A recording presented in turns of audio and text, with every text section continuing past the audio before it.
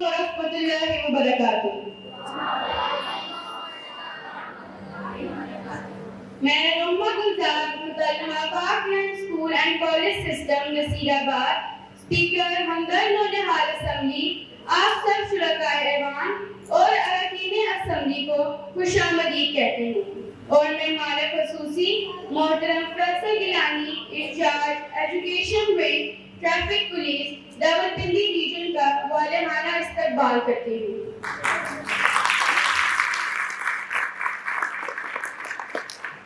قرآن پاک اللہ تعالیٰ کا وہ کلام ہے جو بے شمار حکمتوں سے معمور ہے.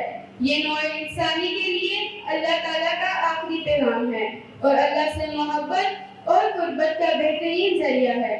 آج کے پروگرام کا باقاعدہ آغاز تلاوت قرآن پاک بما ترجمہ کرنے کے لیے میں دعوت دیتی ہوں محمد سمیع الدین جن کا تعلق الکویت انٹرنیشنل اسکول سسٹم سے ہے.